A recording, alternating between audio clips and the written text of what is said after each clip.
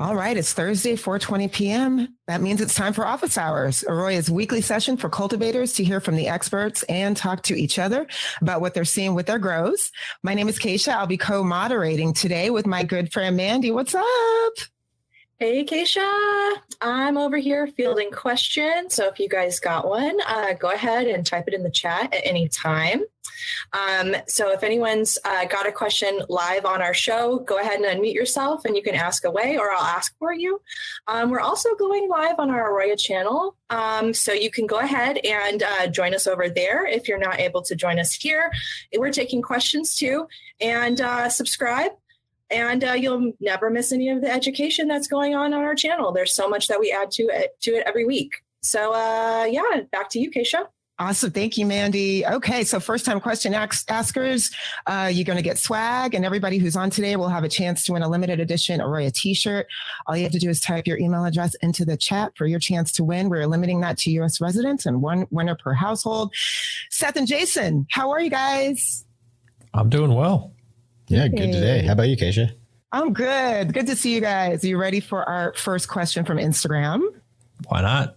This is a great one. This is from our friends at River City Growers. They ask, how important is labor organization and delegation? And how much can it cost you if you aren't doing it right? And he also left a note, loving tasks, by the way. I guess on the worst case, it can cost you so much that you can no longer operate your business and nobody has labor anymore at your facility. So that would be definitely the worst case.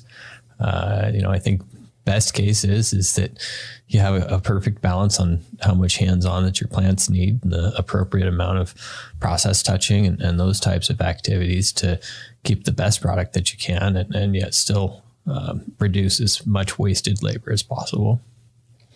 Yeah, this is another agricultural industry, at its heart. And typically the way most of horticulture and agriculture has gone over, the course of human civilization is we're always attempting to get more outputs with less inputs. And traditionally, one of the most expensive and most difficult to obtain inputs is labor.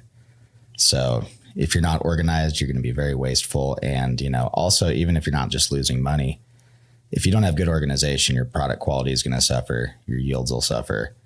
It's not even just about being wasteful in terms of man hours, but you also have to have a competent crew that is well organized and can do things efficiently.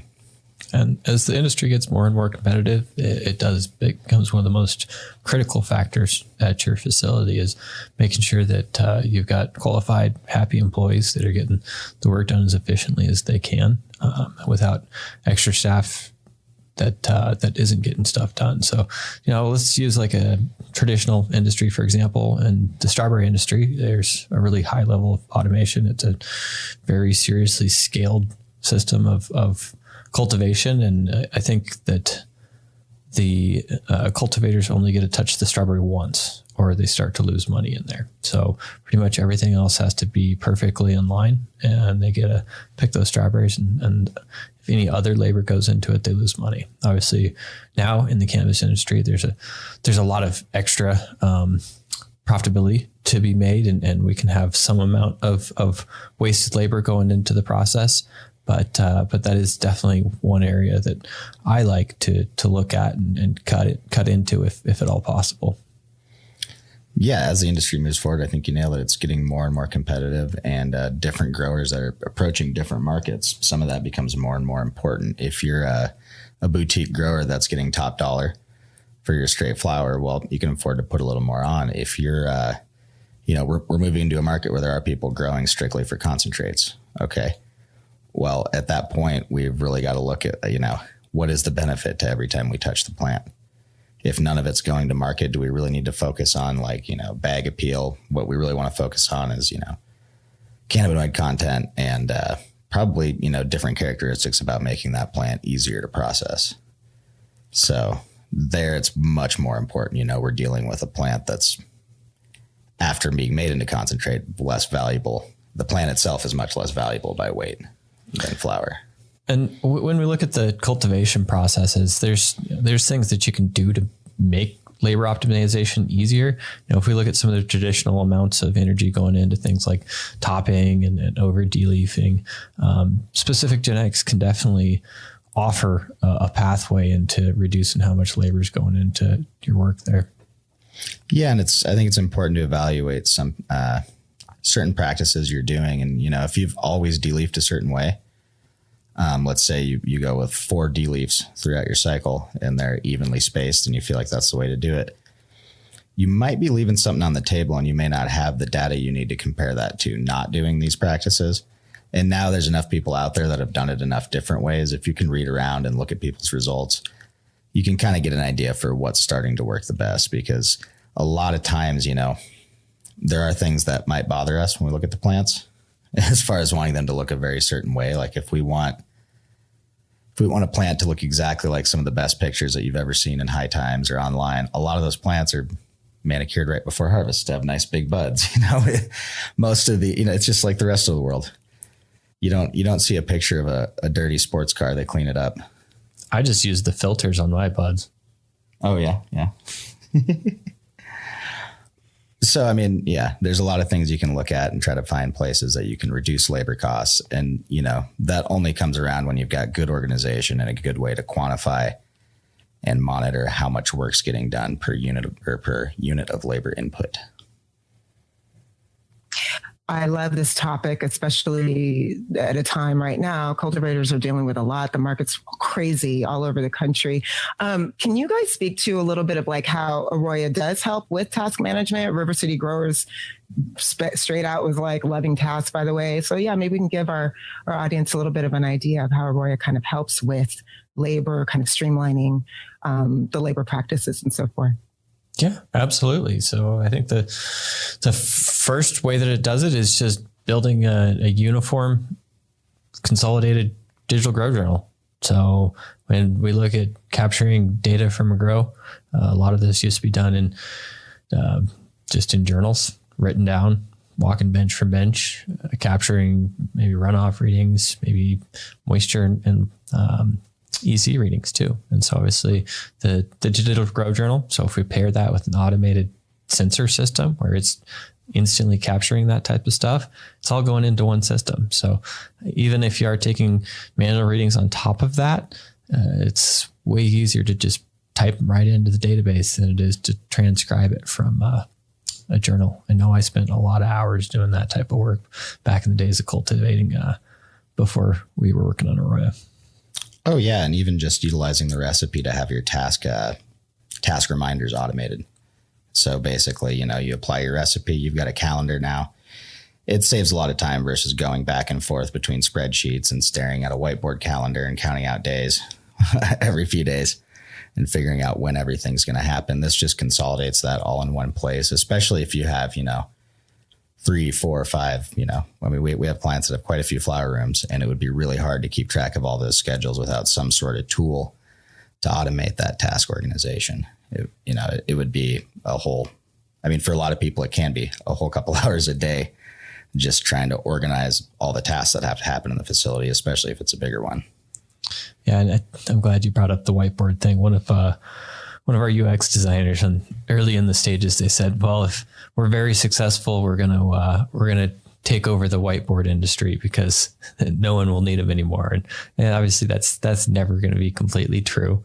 But I think we've done a pretty good job of utilizing computer systems to put it up on a screen. And we see it at tons of facilities where they have a facility dashboard up, where they have a control room, where they're looking at this type of thing. And going back to the whiteboard, there was one time where it was day 28 when I left on Friday, and it was day 28 when I came back in on Monday. And that's one thing that it's nice about computers is obviously we're not having to go in and update that whiteboard manually, and we can apply those schedules so that the right activities go on the right days, regardless of whether the staff is there and has time to update that type of stuff. Yeah. And, at this point where, most facilities are somewhat of a melding between a farm and a factory, everything we're doing is cyclical, and ideally we're doing it, as close to the exact same every time as possible for consistency. So there's really no reason not to utilize some sort of automated system to track that. it does so much. It consolidates, it simplifies, it helps you with consistency and accuracy. So yeah, I mean, these are all things that we love over here. We do have a lot of questions coming in. So I wanted to move on to a slightly different topic. Well, let's just talk about the one more thing that kind of came to mind was the automated harvesting system. So when we look at being able to capture plant weights really fast and doing some of the metric compliance work, the systems that we've put in place for it make you much more efficient and reduces the amount of error that's going in from writing numbers down or tags down, weights down on cards, handing those off, letting someone else transcribe them. The stuff's going right into the system off that Bluetooth scale, the RFID scanner that are tied directly into AROYA. So sorry to interrupt you there, Mandy. Yeah. Just no, I mean, that's a great point. I mean, there's so many moving parts and there's so many different people involved. So, I mean, think about all the different things that can go wrong. So anything to reduce that chance, it's big, especially involving this much money. So, sorry, Seth, I cut you off. Oh, I was just going to make a little joke, and you don't have to, try to drop the pen anymore when your hands are all sticky from harvesting. I mean, you save on so much rubbing alcohol too. So There's that.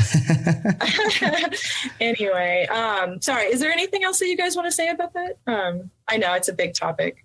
Yeah, I'm sure we could go on for quite a bit longer on it, but let's keep it moving. Cool. Well, our next question is about tissue analysis. So I feel like you guys are going to have some stuff to say about this. So at the chemical grower wants to know, what's your opinion about tissue analysis within cultivation? If you're running into any nutrient concerns, get some tissue analysis.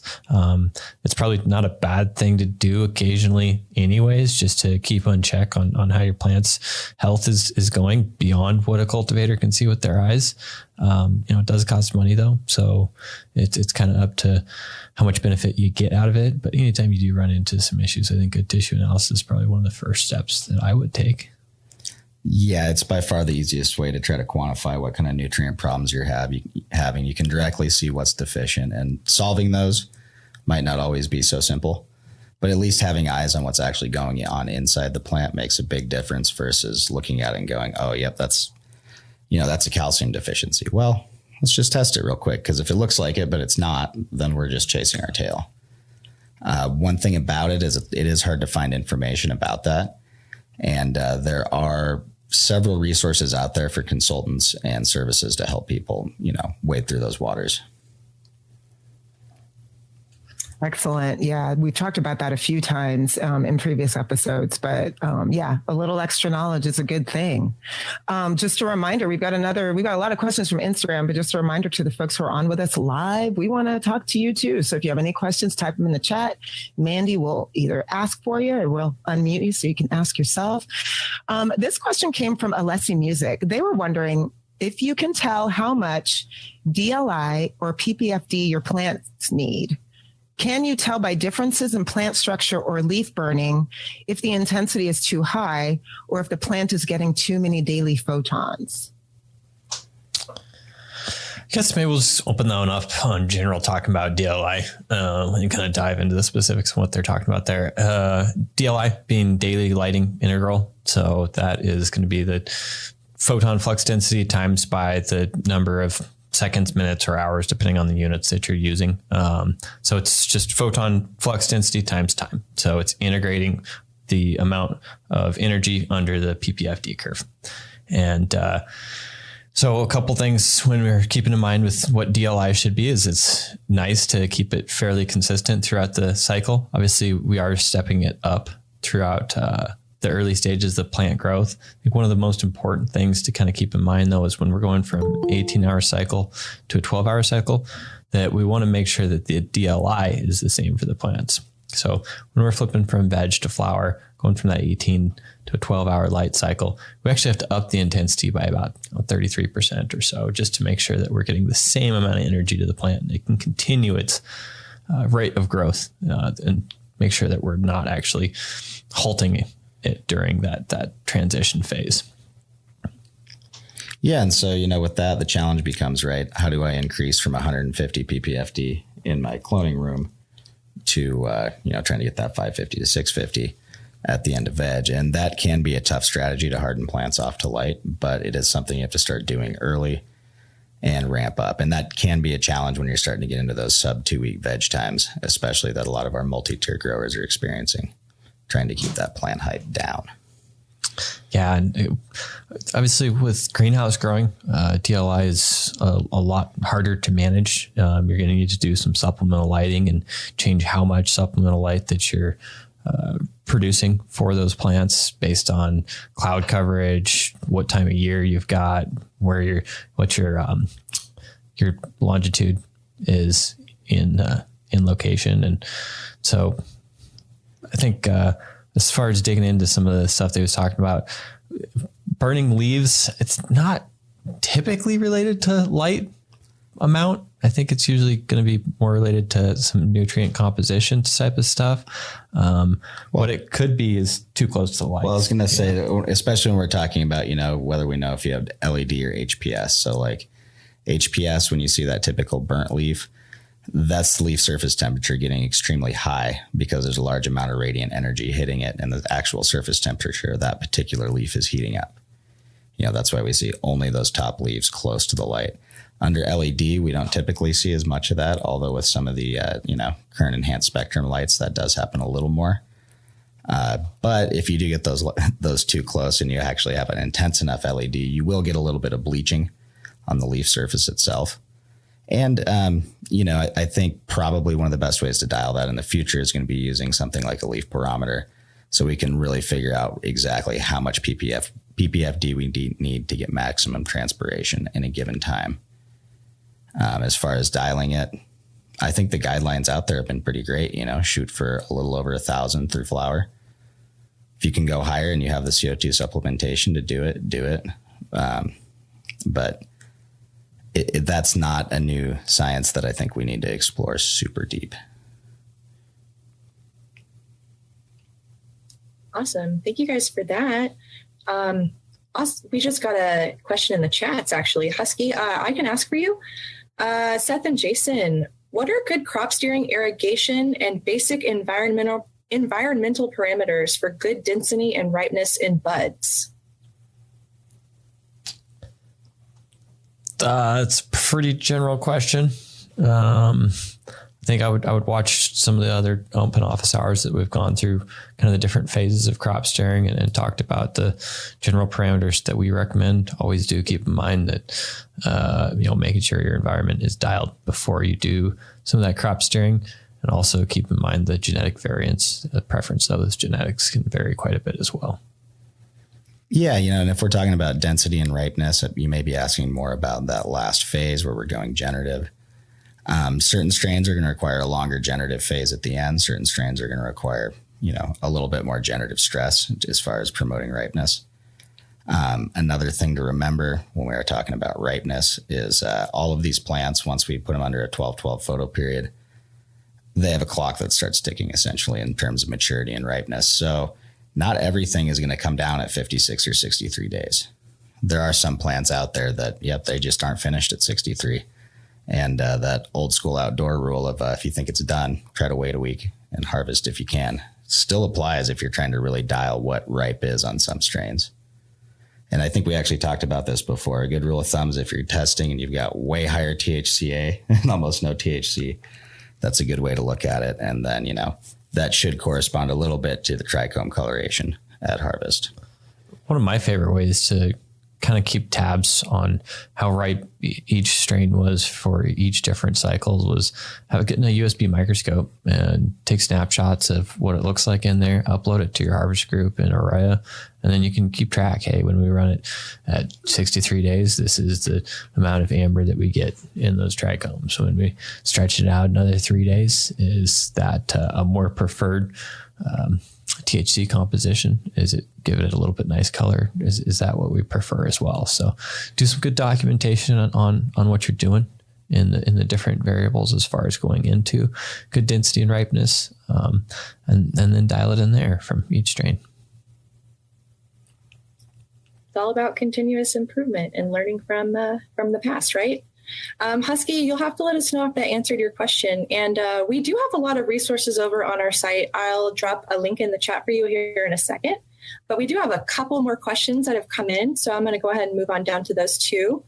Juice Hydro wants to know, what's the best generative cues for weeks of flower and water content percentage in it says GL Dutch plantain? Does that make sense to you guys?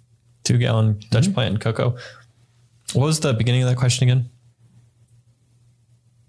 What's the best generative cues for weeks of flower and water content percentage in 2 gallon Dutch plantain? Sorry.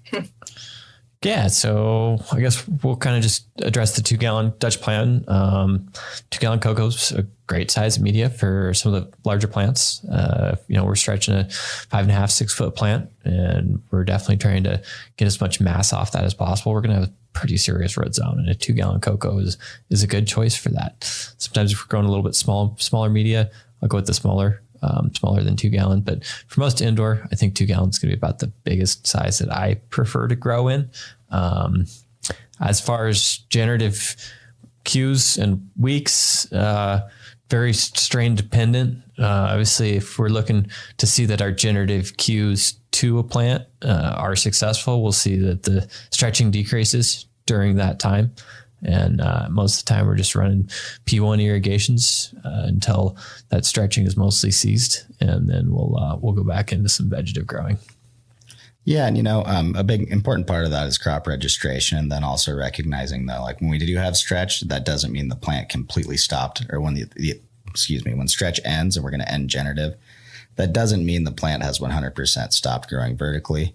It's just that our rate of growth has slowed down very significantly in the past few days. And we're noticing, more small pistils and bracts forming. We're starting to watch the plant switch over into that generative phase. And like Jason said, that is quite variable, strain to strain. Some strains, it's all the way down at 15, 17 days. Some strains you're pushing up into the 30s, even close to 40. So you've really just got to watch your plants, read them. And, like we keep hammering on, pictures, notes, registration, get it in one spot so you can actually use that data. I know there's thousands and thousands of growers out there like me who have binders and notebooks that are never going to get entered into the computer, just sitting around. So yeah, stay on it. I'm glad that you're nailing it there, man. As far as talking about crop registration stuff, when we talk about, the end of stretch, it's a very vague thing when we just talk about it. But when you actually take a manual reading every day or every other day on those plant heights, it's pretty easy to see the slope of that plant growth change. And so definitely take note of the plant size coming out of 18.6 and keep track of that from run to run, and then look at the duration of plant growth from there and compare it to get the ideal plant size and shape that you're looking for. Yeah, and remember there's a few other variables to look at, like with a cocoa kind of like Dutch plant, we're operating that 55 to 70% top end range for field capacity, which is highly useful. And that gives us, down to about 25 to 30 that we want to safely work with in terms of dry bag. But if I run that same plant, the same size in a 1 or 1.5 gallon versus the 2, my generative irrigation strategy might look a little different because that plant's drying back faster. Maybe I have to put a maintenance shot on starting halfway through my generative steer. If that's the case, I can't really compare those 2 runs side by side with a different pot when we're talking about how long stretch is, because we're not putting as much generative stress on one plant compared to the other. So you want to really try to minimize variables when you're establishing those cues for your plants and just be as consistent as possible. Yeah, exactly right. Make sure that your environment's dialed in as well, because those variables can play. If you change a room and say, hey, we're going to try out some LEDs, that's definitely going to change those timelines and growth parameters. So it's a very proactive approach to be reducing the variables that you're comparing between cycles. Awesome. Thank you for that. I love these tips. And actually, while we're on the topic of cocoa, Smooth CL submitted a question. They were wondering, any tips for a cocoa beginner with drip irrigation if you're only every 3 to 4 days at your plants? Thoughts on that? Great choice. cocoa's a little bit more forgiving than rock wool. And if you're only there every 3 to 4 days, you can use an automated drip system to make sure that those plants are probably going to be getting the water that they need on a daily basis. If you're beginning with cocoa, it's probably the best first step into a soilless media from where you have been. Watch some more episodes of this stuff. I think we've gone over a lot of starting with cocoa and how to approach it for general irrigation strategies. Get AROYA. It's probably one of the easiest ways to get from the beginner to intermediate grower level is using sensor data and applying some of the knowledge that we share with y'all. Yeah. And I know you mentioned, 3 or 4 days. Are you talking about, irrigation frequency? Like, are we talking about a big cocoa pot that we're waiting a long time to water on? And if so, I'd probably look at a smaller pot. Yeah, I think he means physically there. Physically there. Yeah. Okay, then you're good to go. I agree with Jason. It's great. One thing I'll always warn people, when you buy from a particular manufacturer, they have instructions that come for a reason. So certain manufacturers may recommend, rinsing the media at least once or twice before planting in it. Others may say rinse and then use your nutrient solution to hydrate. Make sure you follow that. That's in place. And, especially if you're new in cocoa, stick to a basic recipe. Buy a pre-made nutrient line. Don't go too wild. Unless you're already familiar with mixing up your own nutrients, that's not another variable you want to throw in. And otherwise, just have fun with the cocoa. It's pretty nice. Yeah. And if you are there only in person every 3 or 4 days, just have enough sensors and types of systems to just validate that the irrigations are occurring, that your environmental parameters are staying within check. Do as much manual readings as you have time for while you're on the site for every 3 or 4 days. Mm-hmm. And if just to back up what Seth was saying, if you're talking about only irrigating every 3 or 4 days, then that's a whole different story. So, have fun. It is so fun. We do want to remind everyone who's on the show today, if you guys have questions, please do drop those in the chat. We'll make sure that we ask those to Seth and Jason. We have some more questions rolling in, so we're going to go ahead and get to those.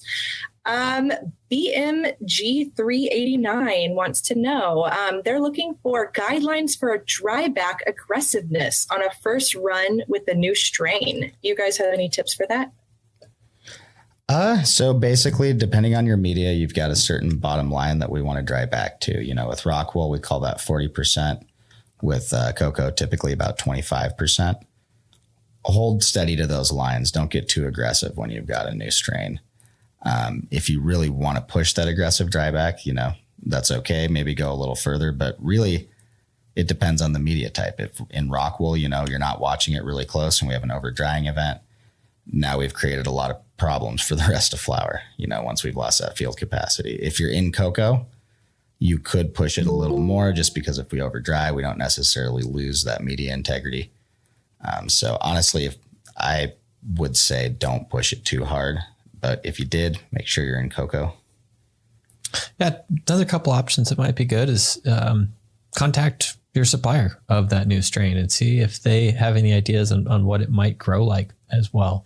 If they've already tested it out, like I know a lot of clone and seed supply houses do, then chat with them. See if they have any ideas on if this is going to be a short and stubby plant or a tall, stretchy plant and go from there. It's obviously each amount of aggressiveness is dependent on what the plant is doing with it. So. Yeah. And I will say I've also found it very useful if I can source most of my genetics, like not necessarily most of my genetics, but multiple strains from the same nursery or breeder that is using a lot of the same parents to cross with. Generally, they have a pretty good idea about certain characteristics. Like, lately we're seeing a lot of mat crosses out there and they have that as a dominant trait, shorter structure. So a lot of times if you talk to someone knowledgeable who's been selling the same strains, at least for a while, as Jason said, they will have a few tips, at least, say they'll at least be able to tell you, hey, everyone's harvesting this at 60 days, 56, 63. Here's kind of what kind of bud we've noticed off it. This one's fatter and chunkier. This one's a little more elongated, not quite as tight of a bud structure. All that stuff is good info because you can start to watch how your plants grow and then compare it to what they said should happen. And if it didn't happen for you, well, you can start figuring out why. What did they do different? Great. Man, we're having a lot of questions coming through the chat right now. Bilbo Baggins, do you want to go ahead and take yourself off mute and ask Seth and Jason directly, just to give a little bit more context? I can definitely ask for you, though. Okay, sure. Hey, yeah, go ahead. Yeah. Okay, so in terms of implementation and rolling out an AROYA platform, I know that adoption curves range in different organizations in terms of their, technical aptitude or just workflow in general. And I'm wondering what sort of learning modules AROYA is either thinking of supplying or is already supplying to ensure that this adoption is sustainable and it's not just, I'm not saying it is, but it doesn't erupt as a platform that gets installed and then only certain people are using it and it's really not adopted.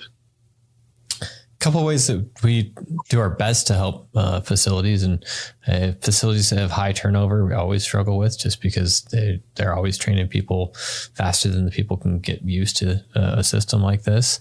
But we do initial onboarding. Seth's awesome at these. I've done hundreds of them. So every facility we get into, we do some walkthroughs, making sure equipment gets installed appropriately, it's functioning and online. And basically do a personalized system tutorial, which is asking the questions about what your goals are and how your facility operates, and dig in to understand the best it can work for you. In the long term, we've always got our help center right there in the app with walkthrough tutorials, videos. I think we're working on a FAQ. I know there's a quick start in there that goes over some of the frequently asked questions.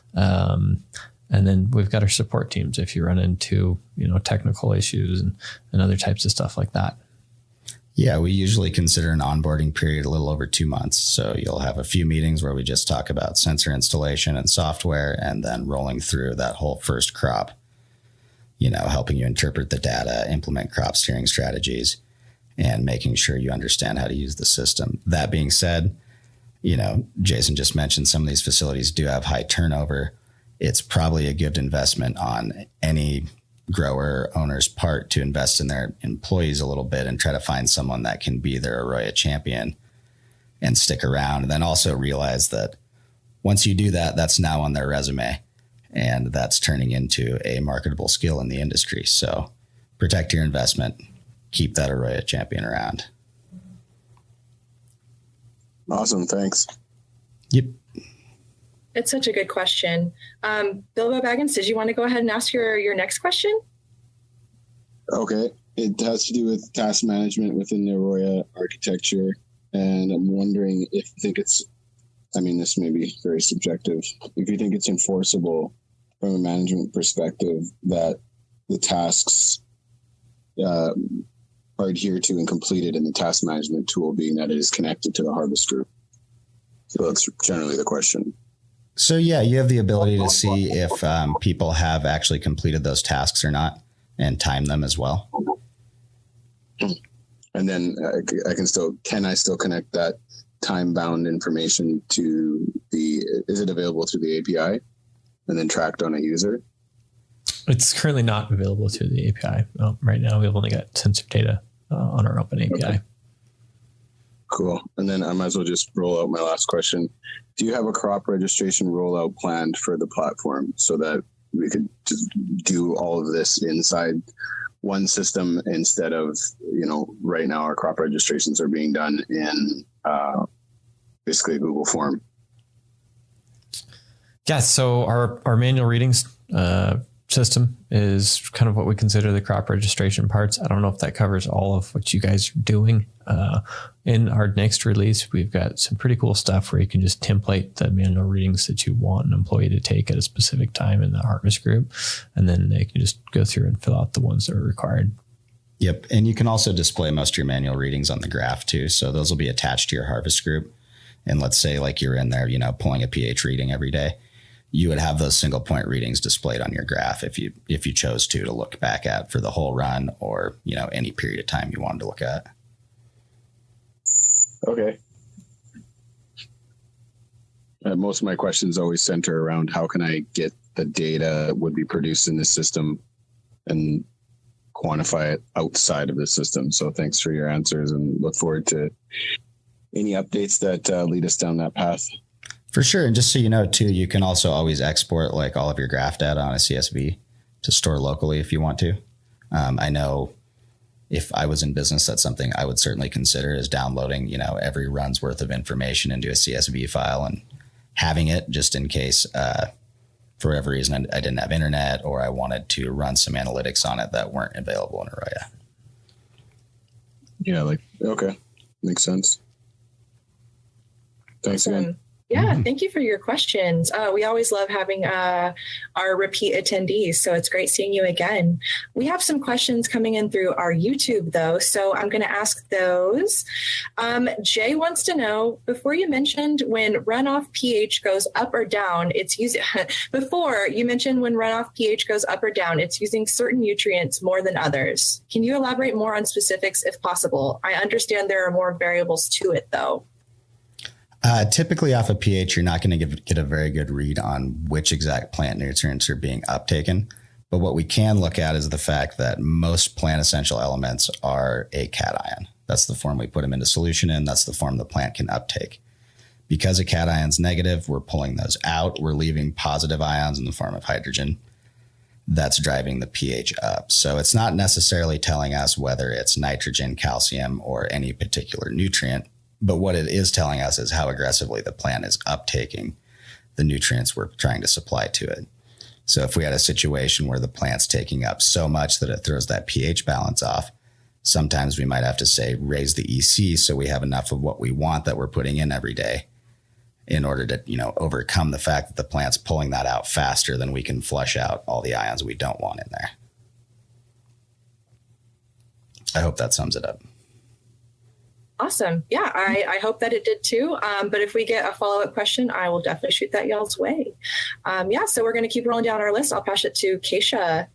Awesome. Thank you. We love hearing from all these live attendees. So good. Okay. We have a question from Instagram. This is from Flavor Chaser 420.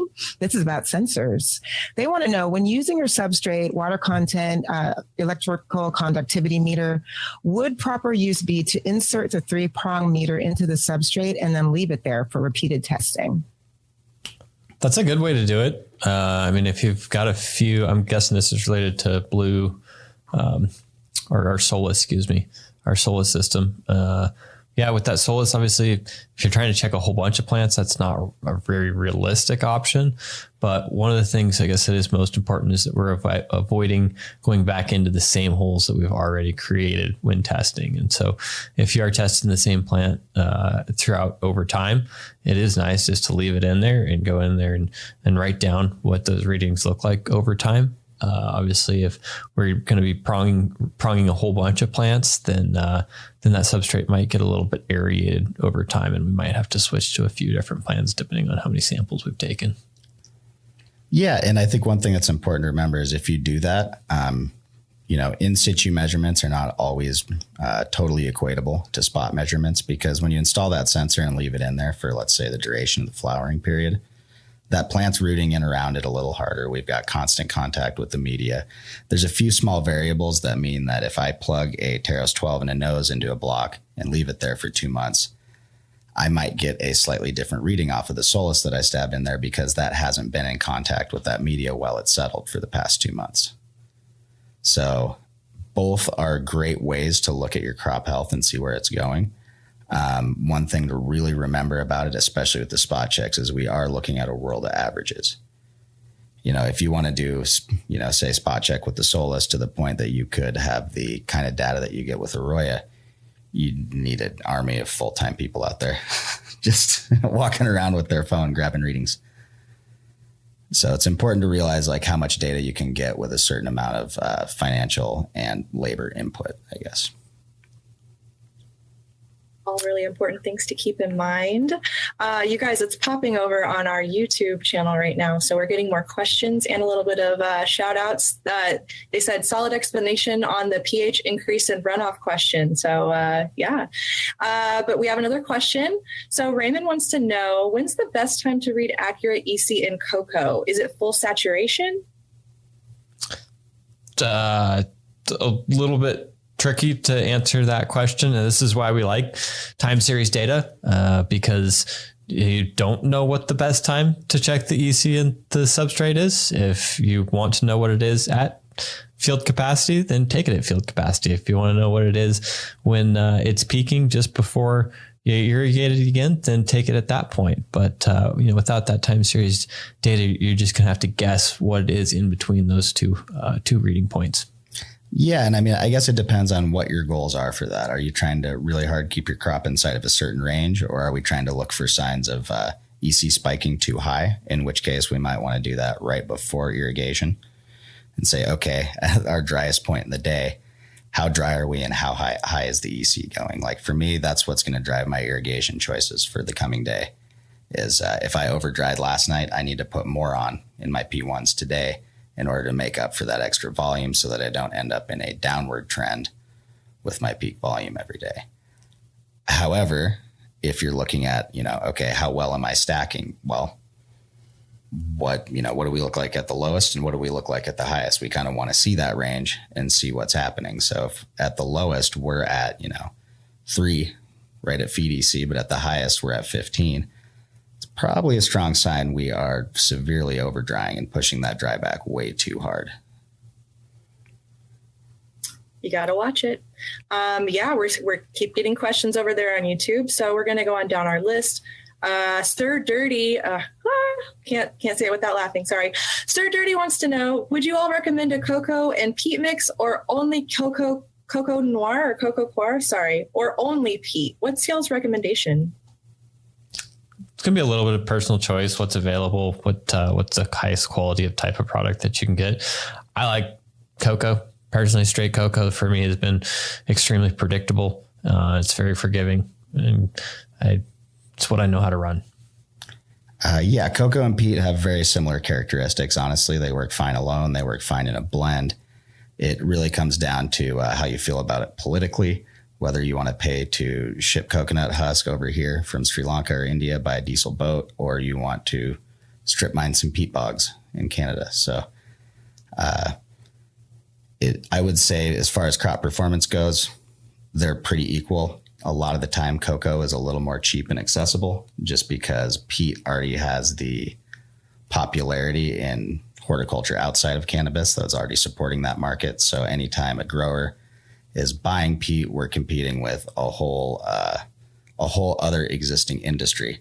Whereas with cocoa, we do have a lot of companies that are designed primarily around supplying cannabis producers. So it is nice to take advantage of that and ensure, that we have a supply of cocoa. If anyone was ordering large amounts of it through, the whole COVID epidemic, right when the supply chain broke down, things got very difficult. So if we had to, where I was working, compete with other producers for peat that weren't just cannabis, we probably would have maybe not been able to get it for a few crops. Awesome. Yeah, this is great. Loving all of these live questions coming in. Thank you so much, everybody on YouTube. We have a few minutes left, but I just want to point out, anybody came on late, anybody who's checking this out for the first time, we have a raffle every week. We give away our limited edition AROYA t-shirts, and we give an AROYA hat to first-time question askers who are located here in the U.S.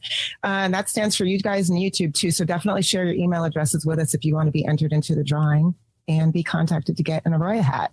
So with that said, I have one last question from Instagram. Our live attendees, there's still a little time for you to drop yours in the chat. Let us know what questions you have. But ABD Flying Zone asks, I have a group of plants that dry back from 45% at 20 to 25% in 24 hours in soil. Should I water every day?